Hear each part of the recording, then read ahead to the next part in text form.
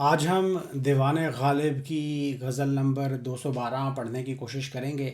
इसमें 4 शेर हैं जो दीवान में पब्लिश किए गए हैं। चारों काफ़ी कॉम्प्लिकेटेड शेर हैं, काफ़ी कॉम्प्लिकेटेड ज़बान का इसमें इस्तेमाल किया गया है। एक दो शेरों को तो पूरी तरह से समझना शायद नामुमकिन है या मेरे लिए नामुमकिन था। लेकिन आइए कोशिश करते हैं इसको पढ़ने की और फिर इसके शेरों को समझने की। तो गालिब साहब कहते हैं कि अर्ज़ नाज शोखी दंदा बराए खंदा है। अर्ज़ नाज शोखी दंदा बराए खंदा है। दावाए जमीयत अहबाब जाए खंदा है अदम में गुंचा महवे इबरत अंजाम गुल। है अदम में गुंचा महवे इबरत अंजाम गुल। यक जहाँ जानू तअम्मुल दर कफ़ाए खंदा है। कुल्फ़ते अफसुर्दगी को ऐश बेताबी हराम। कुल्फ़ते अफसुर्दगी को ऐश बेताबी हराम। वरना दंदा दर दिल अफशुर्दन बिनाए खंदा है। शोरिशे बातिन के हैं अहबाब मुनकिर वरना या। शोरिशे बातिन के हैं अहबाब मुनकिर वरना या। दिल मुहीते गिरियाओ लब आशनाए खंदा है। तो काफ़ी कॉम्प्लेक्स ज़बान का इस्तेमाल किया गया है। पहला शेर है कि अर्ज़ नाज शोखिए दंदां बराए खंदा है। दावाए जमीयत अहबाब जाए खंदा है। तो लफ्ज़ों को देखते हैं। अर्ज़ करना, किसी चीज़ को पेश करना, टू प्रेजेंट समथिंग, किसी तरह की रिक्वेस्ट या पटिशन भी हो सकती है। दंदा दांतों को कहेंगे। नाज अदाएँ, नखरे, कॉकेट्री। शोखी शरारत या मिस्चीवियसनेस। तो अर्ज़ नाज शोखी दंदा तो दांतों की शोखी शरारत के नाज की पेशकश या presentation of the coquetry of the mischievousness of the teeth या। और खंदा, खंदा मुस्कुराहट को कहते हैं, हंसी को कहते हैं। इट कुड बी स्माइल और लाफ्टर। बराए खंदा, खंदा, बराए खंदा का मतलब है मुस्कुराहट या हंसी के लिए, for the sake of a smile और ए लाफ। दावा किसी तरह का क्लेम हो सकता है। जमीयत इकट्ठ को कहते हैं, गैदरिंग और यूनिटी, इकट्ठा होना। अहबाब साथियों को कहा जाता है, दोस्तों को कहा जाता है। तो दावाए जमीयत अहबाब दोस्तों या साथियों का इकट्ठा होने का दावा, उनके इकट्ठा होने का दावा। जाह जगह को कहते हैं, कोई मौका भी हो सकता है। It could be a place और एन ओकेजन। जाए खंदा का मतलब है हंसी या मुस्कुराहट का मौका। सो ओकेजन और प्लेस फॉर ए स्माइल और लाफ्टर, उसको जाए खंदा कहेंगे। तो शेर है कि अर्ज़ नाज शोखी दंदा बराए खंदा है। जा दावाए जमीयत अहबाब जाए खंदा है। तो इसको समझना बहुत मुश्किल है, इसकी इमेजरी को समझना बहुत मुश्किल है, और दोनों लाइनों के अंदर क्या कनेक्शन है उसको भी समझना बहुत मुश्किल है। तो जहाँ तक मुझे समझ में आया मैं उसको बयान करने की कोशिश करता हूँ। अगर आपको कोई और रंग नज़र आए तो प्लीज़ कमेंट करके बताएं। तो कहते हैं कि अर्ज़ नाज शोखी दंदा बराए खंदा है, कि आप मुस्कराते हैं, हंसते हैं तो दांत दिखाई देते हैं या। तो शायद खूबसूरत महबूब यहाँ पे हंस रहा है या मुस्कुरा रहा है। शरारत भरी भरी हंसी है, मुस्कुराहट है, जिसका मकसद आशिकों के दिलों के ऊपर कहर ढाना हो सकता है।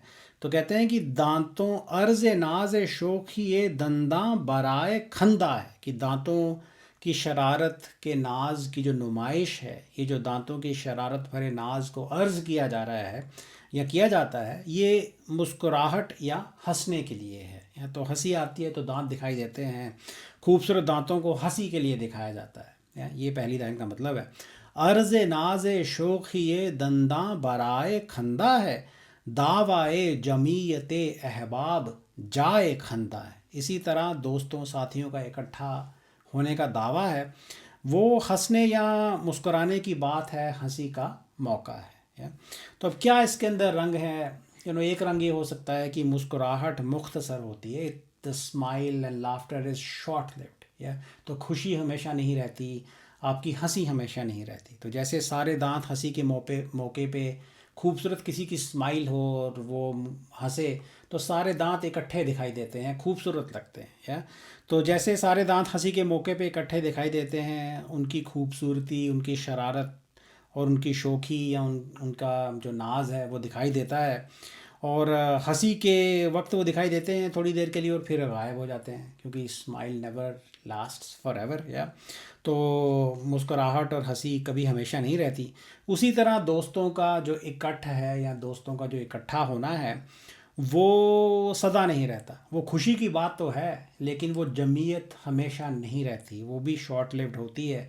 अल्टीमेटली सब दोस्त बिखर जाते हैं, उनकी जो गैदरिंग है वो टूट जाती है, सब अपने अपने रास्ते चले जाते हैं। ये एक रंग हो सकता है कि जिस तरह से एक मुस्कुराहट मुख्तसर होती है, उसी तरह से दोस्तों का इकट्ठा होना खुशी की हंसने की बात तो है, लेकिन इट्स ऑल्सो शॉर्ट लिव्ड।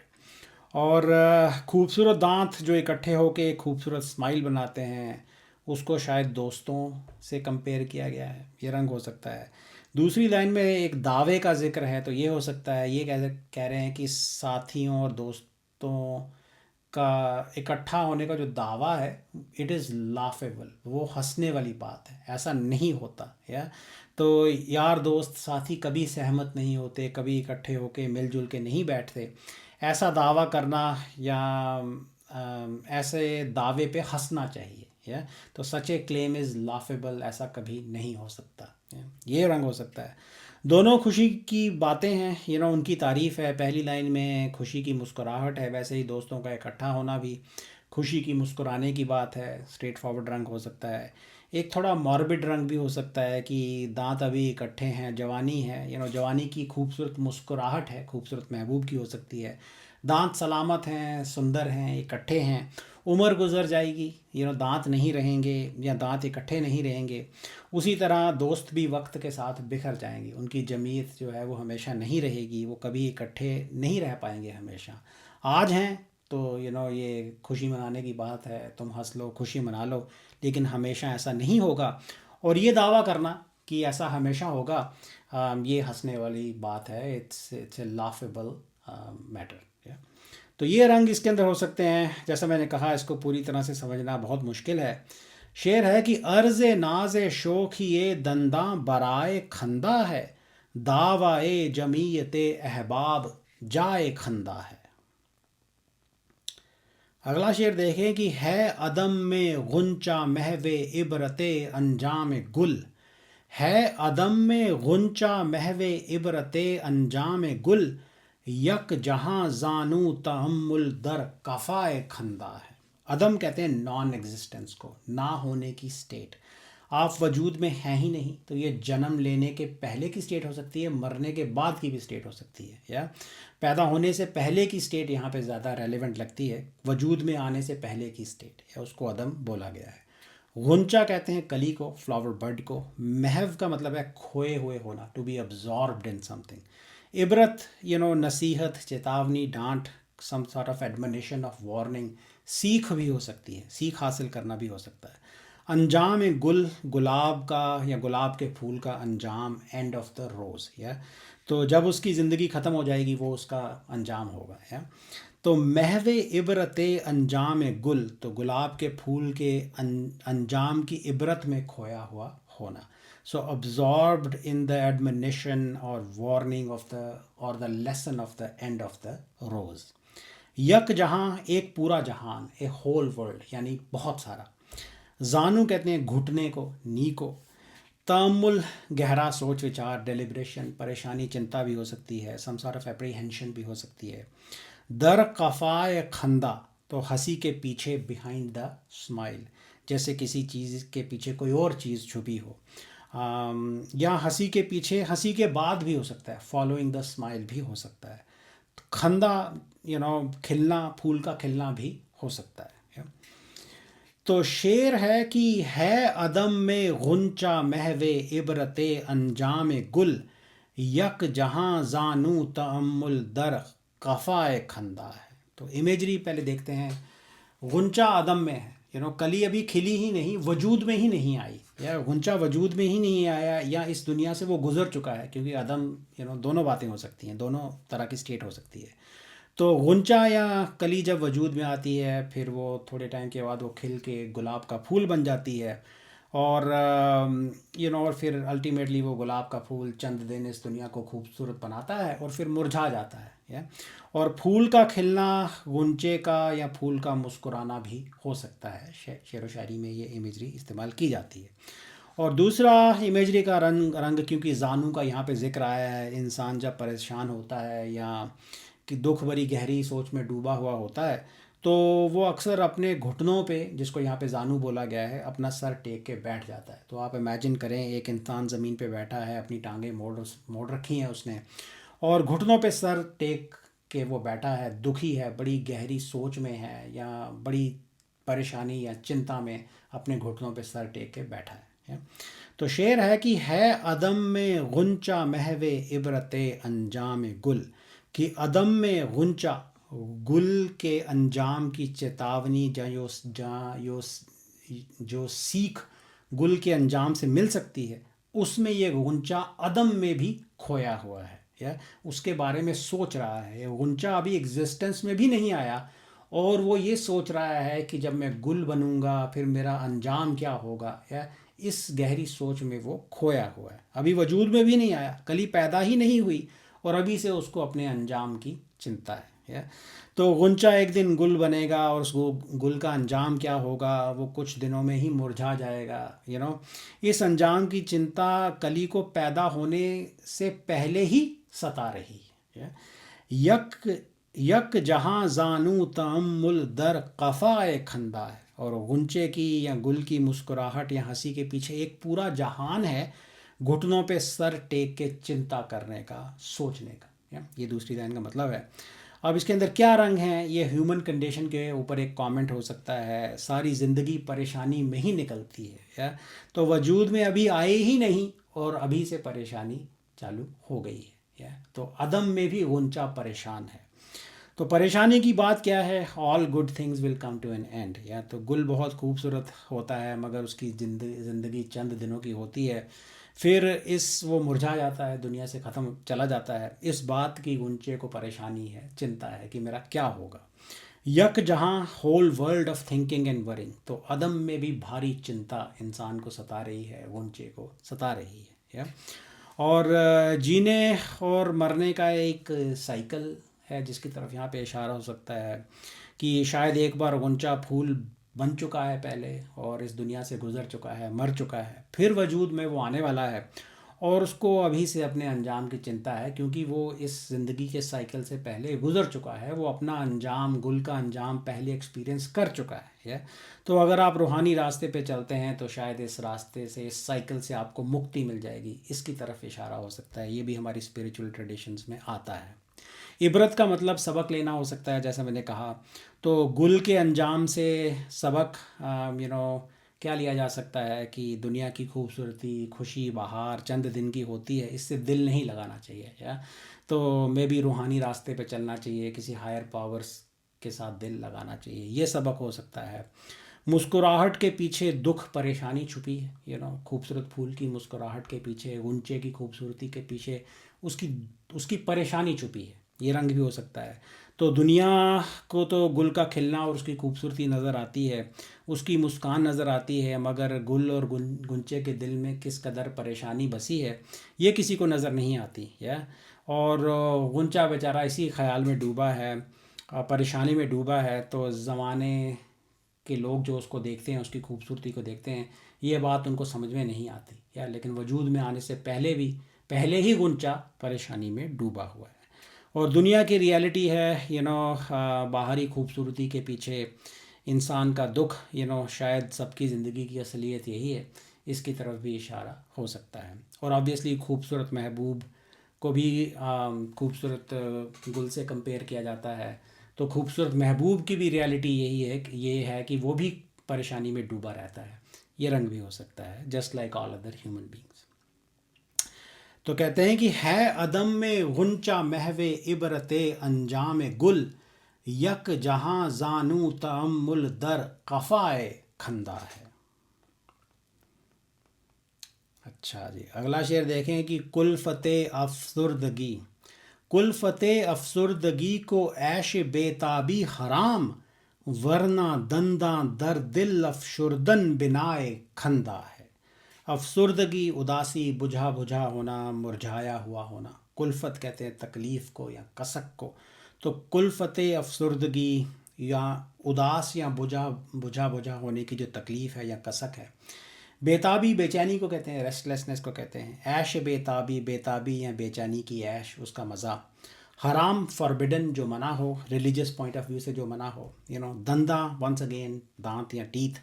दंदा दर दिल अफशुर्दन, ये एक फ्रेज़ है जिसका मतलब है दिल में दांत गाड़ देना, या तो यहाँ तकलीफ़ उठाना, या तो सहनशीलता से दुख सहना, बिना शिकायत किए हुए अपने दिल में अपने दांत गाड़ देना, और चुपचाप तकलीफ़ उठाना, दुख सहना, शिकायत ना करना, उसके लिए ये फ्रेज़ इस्तेमाल किया जाता है, दंदा दर दिल अफशुर्दन।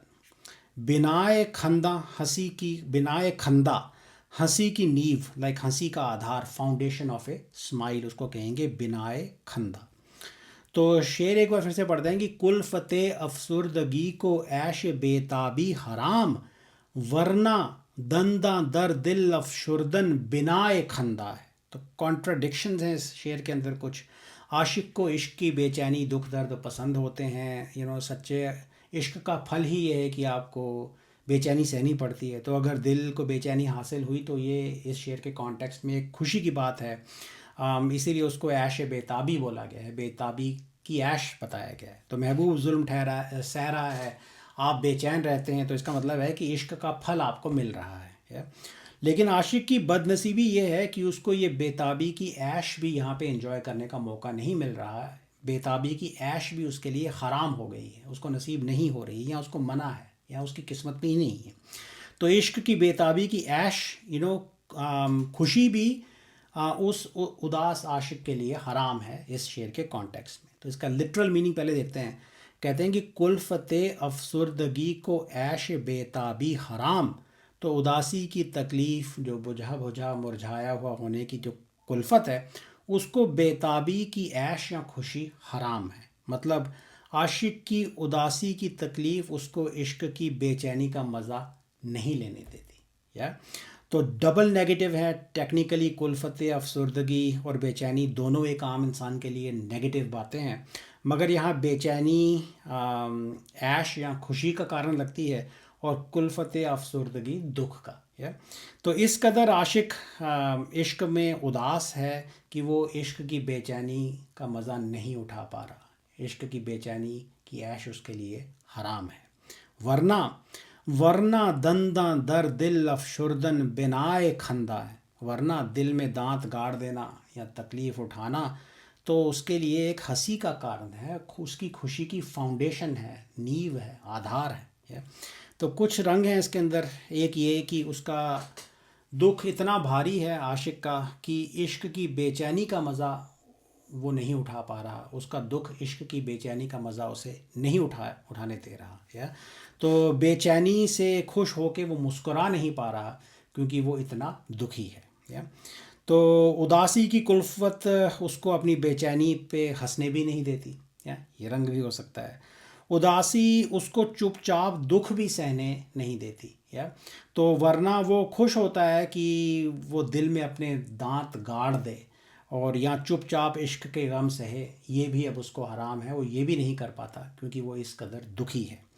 तो हालांकि दिल में दांत गाड़ना खुशी की वजह होती है उसके लिए, या तो बड़े फ़ख्र की बात है उसके लिए कि वो दिल में दांत गाड़ के चुपचाप तकलीफ़ सहता है, मगर इश्क में वो इतना उदास है कि वो इस खुशी का मज़ा भी नहीं उठा पाता, ये भी उसके लिए हराम है। ये रंग हो सकता है, या तो ओवरऑल आशिक जनरली इश्क की बेचैनी और तकलीफ़ को चुपचाप सहता है और उससे बड़ा खुश होता है, या मगर अब वो इतना उदास है कि इश्क के दूसरे दुख, बेचैनी, तकलीफ़ का वो मज़ा नहीं उठा पा रहा है।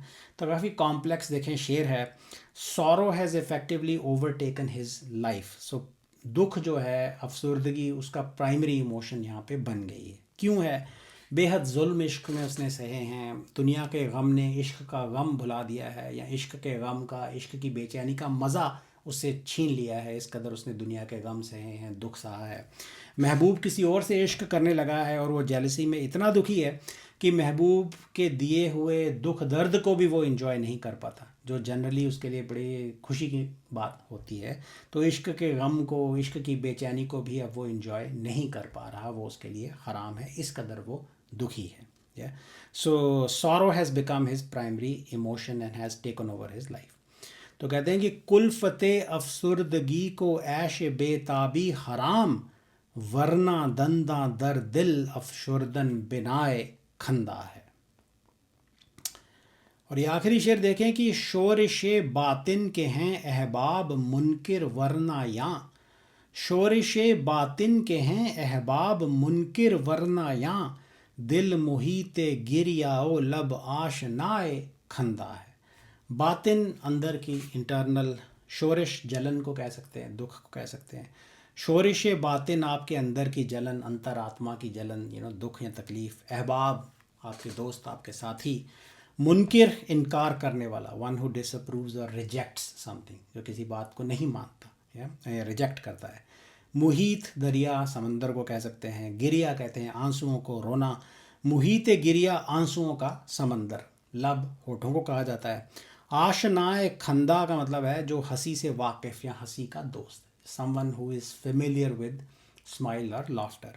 आशना एक तैराक को या स्विमर को भी कहा जाता है, तो आशनाए खंदा हंसी का तैराक भी हो सकता है। तो शेर है, पहली लाइन है कि शोरिश बातिन के हैं अहबाब मुनकिर वरना या, दिल मुहीते गिरियाओ लब आशनाए खंदा है। तो पहली लाइन देखते हैं, शोरिश बातिन के हैं अहबाब मुनकिर वरना या। तो कह रहे हैं कि मेरे जो अंदर की जो जलन है, मेरी अंतर आत्मा का जो दुख है, उससे मेरे दोस्त वाकिफ़ नहीं हैं और वो मुझ पे विश्वास नहीं करते। जब मैं अपना दुख, अंदर का दुख या जलन बयान करता हूँ तो वो इनकार कर देते हैं, इसलिए उनको यहाँ पे मुनकिर बोला गया है। वो मानते ही नहीं कि मैं अंदर से इतना दुखी हूँ। वरना या हालांकि दिल मुहीते गिरियाओ लब आशनाए खंदा है, कि देखने को तो मैं हंसता हुआ दिखाई देता हूँ, मेरे होठों पे, मेरे लबों पे मुस्कुराहट नज़र आती है, मगर अंदर से मेरा दिल आंसुओं का एक समंदर बना हुआ है। मैं इस कदर दुखी हूँ, अंदर ही अंदर रो रहा हूँ कि मेरा दिल आंसुओं का एक दरिया बन चुका है। या तो वर्ड प्ले देखें, आशना जैसे मैंने कहा तैराक को भी कहा जाता है, तो लफ्ज़ यहाँ पे डिलिबरेटली इस्तेमाल किया गया है क्योंकि समंदर की बात हो रही है। तो दिल आंसुओं का समंदर है और लब हंसी का तैराक है। ये वर्ड प्ले यहाँ पे हो सकता है। इसका जिस्ट ये है कि मैं अंदर ही अंदर रोता हूँ, दुखी रहता हूँ, मगर चुपचाप गम सहता हूँ। सच्चा आशिक होने का फ़र्ज़ मैं चुपचाप निभाता रहता हूँ और अपने लबों पे मुस्कुराहट रखता हूँ। तो मेरे दोस्त मेरे लबों पे मुस्कुराहट देख के सोचते हैं कि मैं अंदर से दुखी नहीं हूँ। वो मानते ही नहीं कि मैं अंदर से दुखी हूँ, और मैं अपना दुख बयान करूँ तो वो मानते ही नहीं। तो ज़माना तो क्या, मेरे दोस्त भी मेरे अंदर के दुख को, मेरी जलन को नहीं समझते। तो मानते ही नहीं, समझते ही नहीं, मेरे दुख का चारा करने की बात तो दूर है।